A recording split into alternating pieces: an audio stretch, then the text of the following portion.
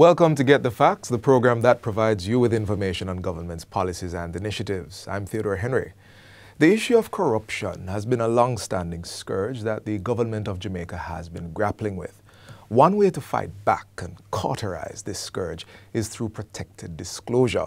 To help us dissect this topic is Debbie Gardner, Manager of Complaints and Protected Disclosure at the Integrity Commission.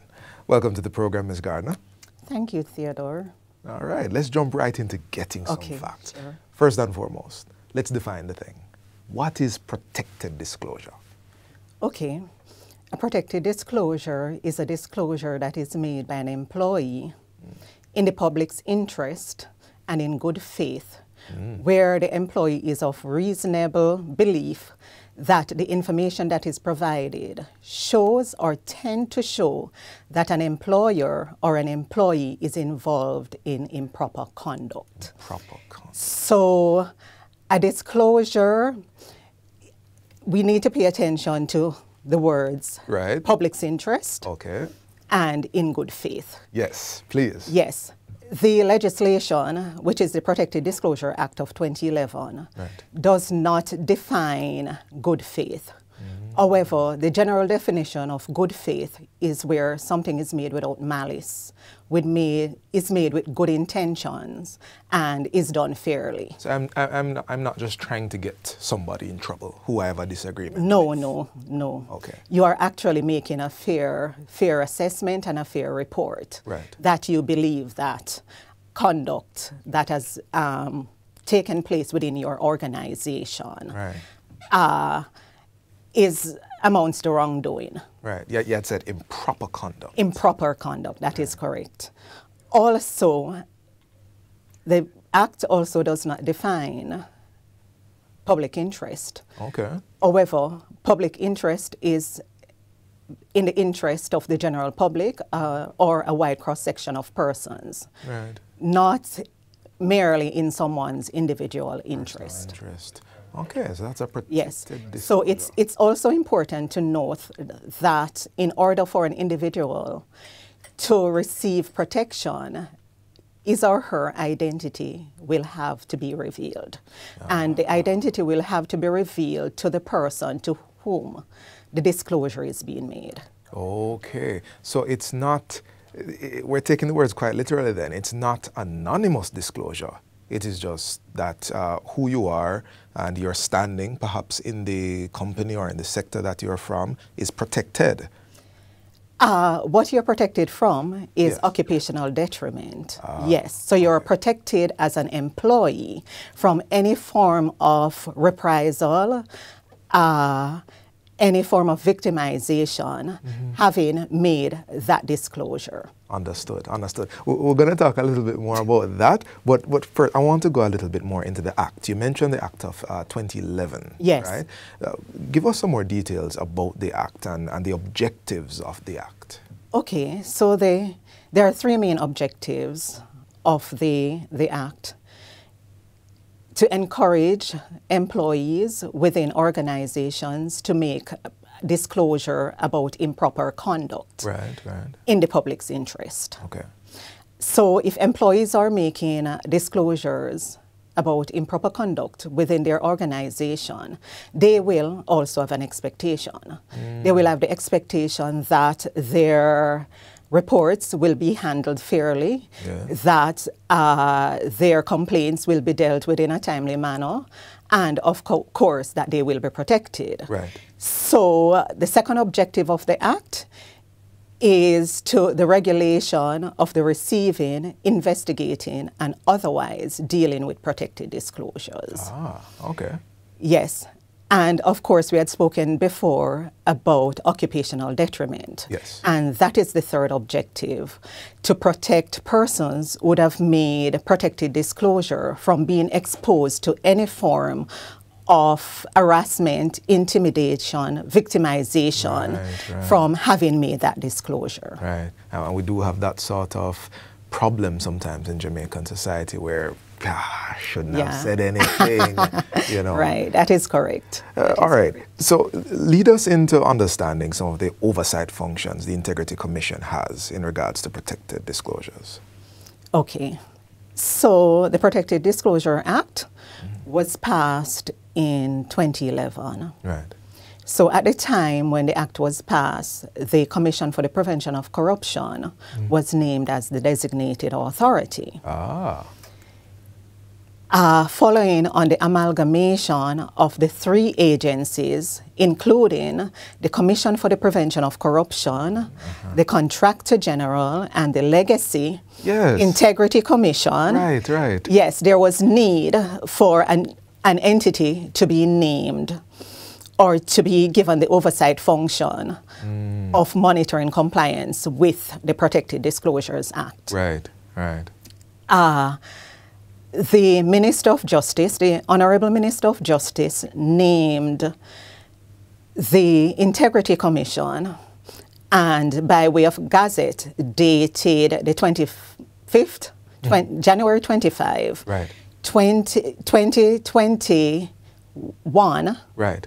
Yes, January 25, 2021, the new entity was named as the designated authority. Oh, so protected disclosures flow through the Integrity Commission. They handle them, and they also deal with the whole idea of the enforcement of no occupational detriment. Does that fall under the ambit?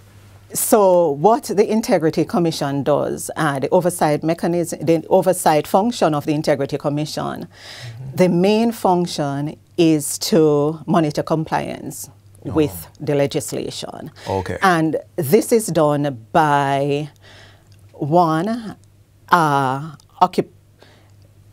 publishing procedural guidelines. Right. So how you go about this thing? Yes, okay. yes. So organizations are required to prepare procedural guidelines which outlines the processes and the procedures that are involved in receiving, investigating, and otherwise dealing with protected disclosures. So if I can just go in here, yes. Lady Gardner, the organization itself is supposed to allow its employees to know how to go about this. Yes. Okay. Before we continue, yes. We're at the break point, so we're going to take a break very quickly. We're continuing our discussion, so don't go anywhere. We're talking about protected disclosures, integrity, corruption, and we're going to be right back.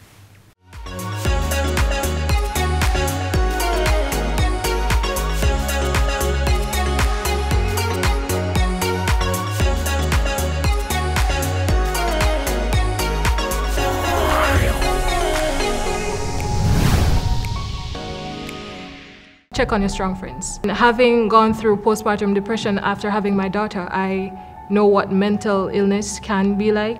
You may be the one to provide someone with a haven.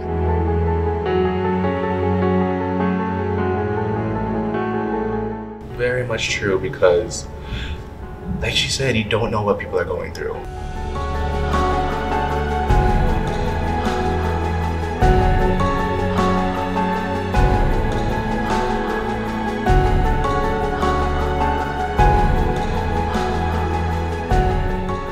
It's also important to know within yourself what's going on, because you yourself know you better than anyone else could possibly know you. Being able to be your true self is one of the strongest components of good mental health. You can whisper how you feel, or you can shout it out loud, but in whatever you do, if you need help, say something.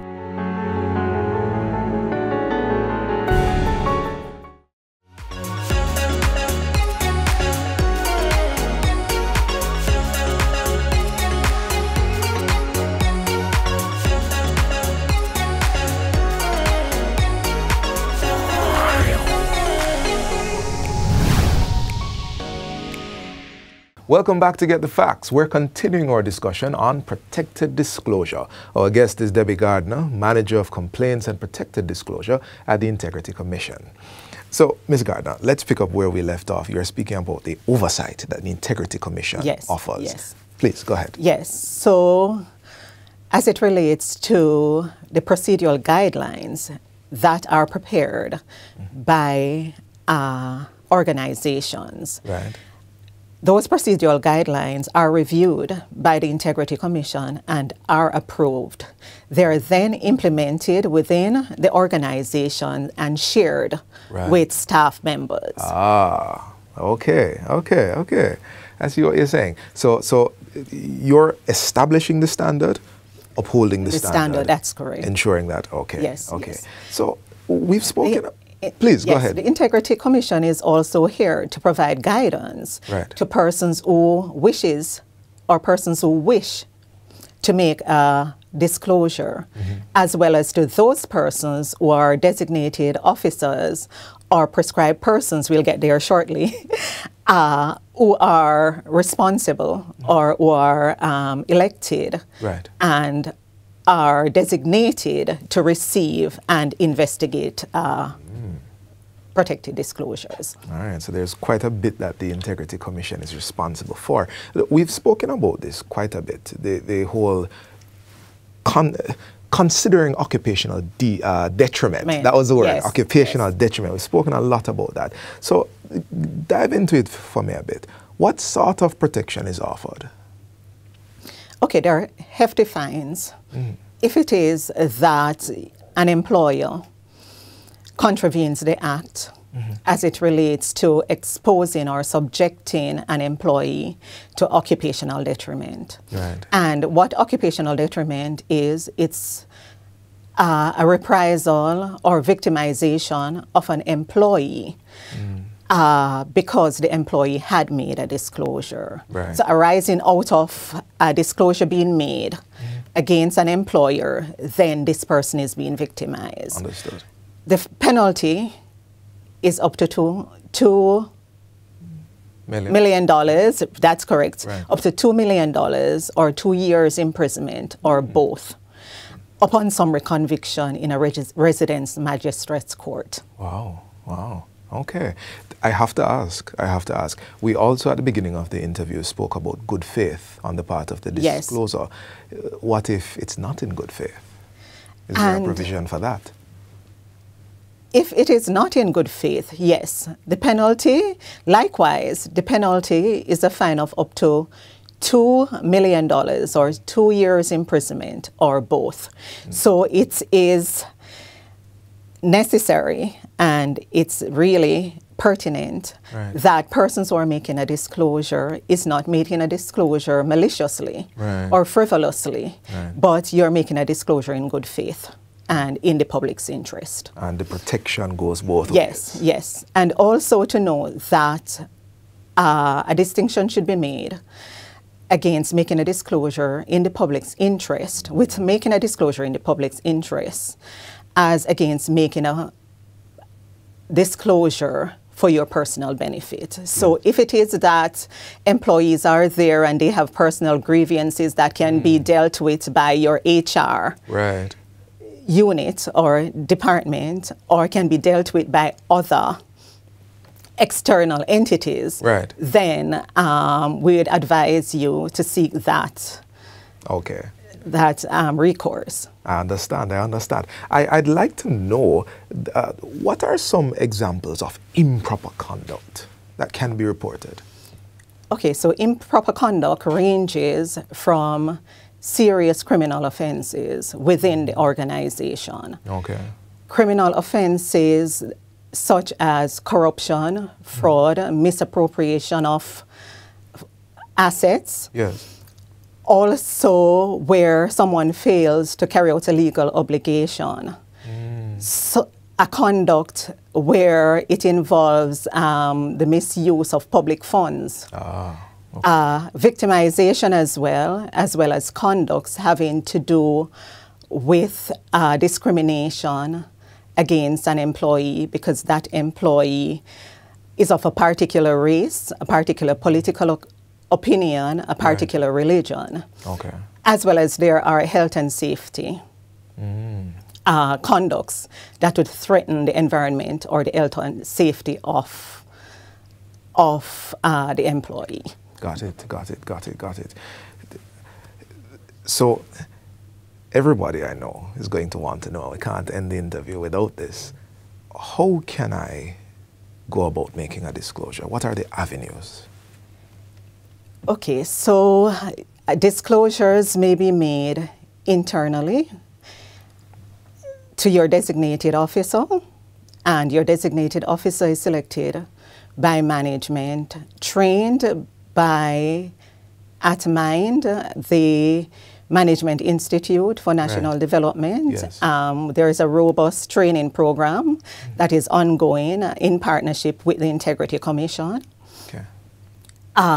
If it is that you're not comfortable making your disclosure to your designated officer, because you may feel as though you may be subjected to occupational detriment. Right, right. Yes, evidence may be destroyed.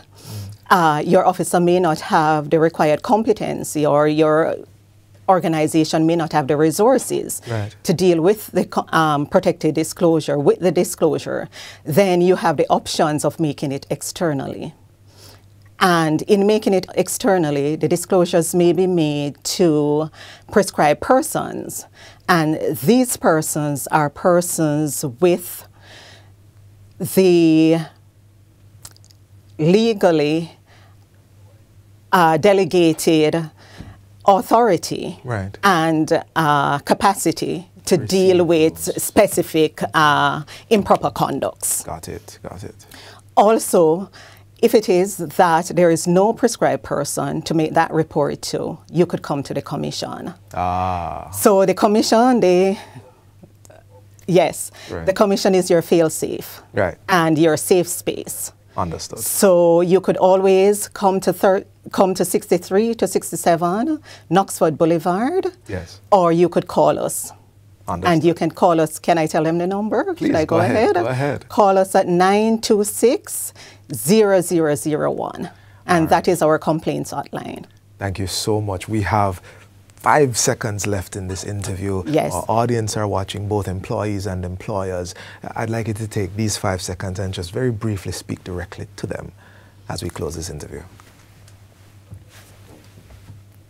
Just inviting our employees to make protected disclosures. You are very valuable in the fight against fraud, against corruption, and other improper conducts that are taking place within your organization. It is important that you make the disclosure if it is that you want to maintain a very fair, a very open, a very transparent, and a very ethical environment to work in. So we invite you to come to the commission. We are there on Knoxford Boulevard, right between those two very popular food establishments. Come and see us. And you may also call us. Call us at 926-0001. Thank you so much. We've been discussing protected disclosures, and this has been Get the Facts. Our guest was Debbie Gardner, Manager of Complaints and Protected Disclosure at the Integrity Commission. Thank you for watching, and until next time, I'm Theodore Henry. Take good care.